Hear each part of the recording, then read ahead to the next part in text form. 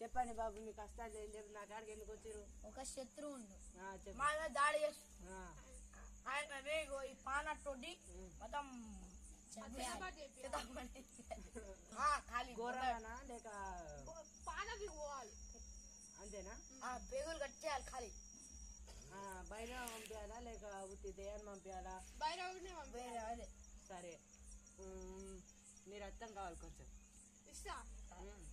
మా నీ మీద పగున్న మీద నీకు వాని మీద పగుందిగా, వానికి నీ మీద పగుందా? ఉందా? వాని బట్టలన్నా ఏళ్ళు మూడ లేక మట్టి అడుగుదారన్నా ఆయన ఇంటికన్నా గోరన్నా తీసుకురా. నీది నాకు ఒక శత్రువు నువ్వు తెచ్చినావా బాబు? పోయి కొంచెం నాకు ఇవ్వాలి, నాకు అరే ఊగో ఇంకా కొంచెం మీద కోసం. నీ చెప్పు. ఇగో నాకు ఒక శత్రువు ఉండు, నా మీద దాడి చేస్తుండు. ఎట్టా పడితే అట్లా చేస్తుండు నా మీద. ఆయన మీద నాకు పగ ఉంది. ఆయన ఎట్టా పడితే ఆయన ఖాళీ పెంటోడైనా కొంచెమైనా చంపేయాలి. అంతే చంపేయాలంటావు? నాకు చంపేయాలి ఖాళీ అంతే. తీసుకురాబా, నేను ఉంటే తీసుకురాబా. ఏలు ముద్రది ఒక బట్ట ఉంది, అది తీసుకొస్తా. తీసుకురాబా.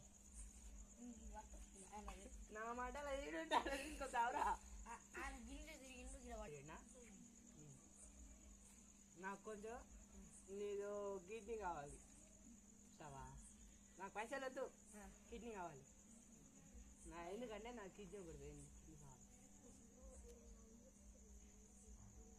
చెప్పు. కిడ్నీ ఇస్తా, 2 కిడ్నీ ఇస్తున్నా. పోతే మళ్ళీ నీ మీదకి వచ్చి చంపేస్తాను. నాకు సంబంధం లేదు. కిడ్నీ ఇస్తున్నా పట్టాయను. నేను ఓటకాయ ఏంది ఇదేంది కిడ్నీ?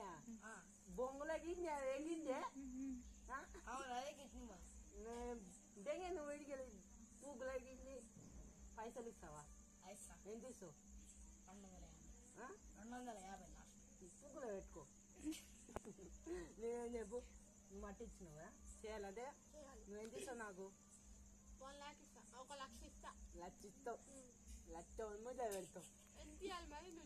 అది వచ్చి నన్ను చంపేస్తే అని ముంగల కాకపోతే చెప్పు. కోటి అంటే మనకు కుదరదు. ఆ బిల్డింగ్ రాసిస్తాను. బొంగు గిల్లింగ్ నాకు వద్దు, పైసలు కావాలి.